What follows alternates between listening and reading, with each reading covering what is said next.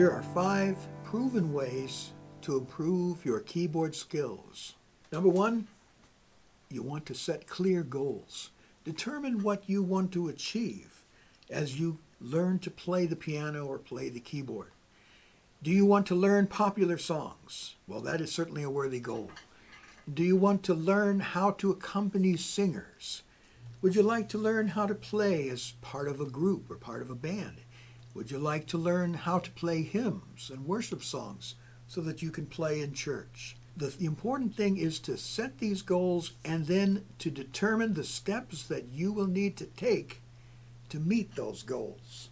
The second proven way to improve your keyboard skills is to make sure you always spend some time warming up before you begin to practice, whether you're practicing a song or working on a new song, whatever you need to be doing.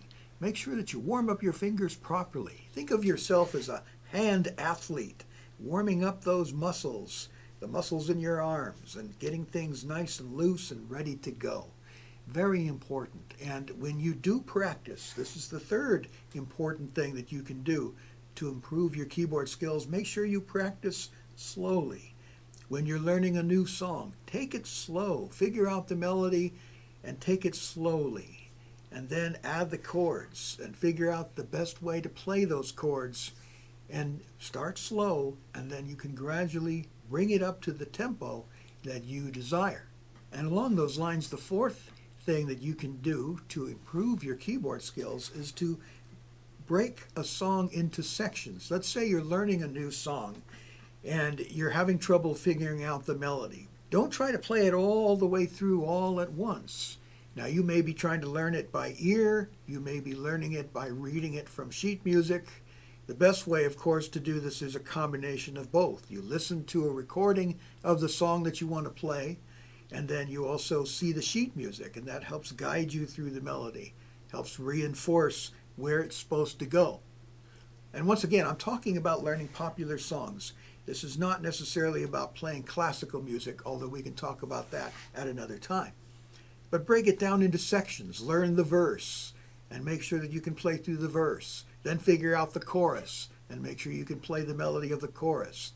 Then add the chords, and you may have to take some time. Take some time to figure out the easiest way to play these chords. If you're playing chords in your left hand and melody in the right hand. Or you might be trying to figure out how to play the melody and fill it in a little bit with chords in the right hand. And I've talked about how to do that in previous videos. So break it down into sections. Don't try to play all the way through every time.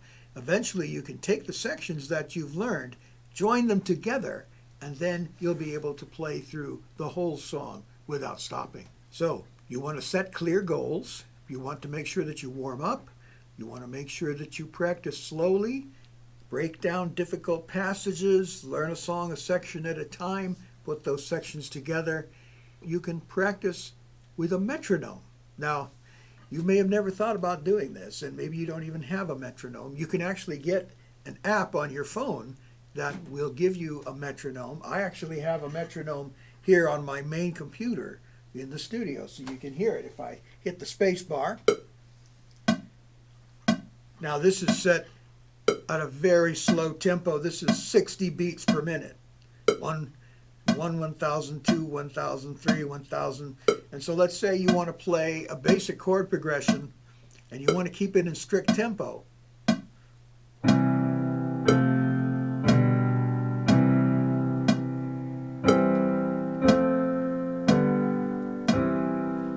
Right? This helps you to develop a good sense of rhythm. I've got to turn this thing off or it's going to get annoying. Now, of course, that's not something you want to practice with all the time.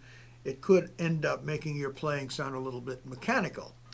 But it does help you to develop that inner metronome, if you like, to develop that sense of rhythm so that you can play steadily and fluently when you learn a new song or when you're developing the way that you want to play a song that you already know. Those are 5 proven ways to improve your keyboard skills. It's very simple. And I encourage you to put these into practice as you develop as a piano player. And if you have any questions, of course, please feel free to leave a comment in the comments section. You can also go to my website, which I will link below, and you can contact me directly if you have any questions about these methods that you can use to improve your keyboard skills. Please like this video if you have found it helpful, and that will help me to continue providing you with more content like this. It is my desire to help you grow as a musician, just to have more fun making music. Thanks again, and I will talk to you in the next one.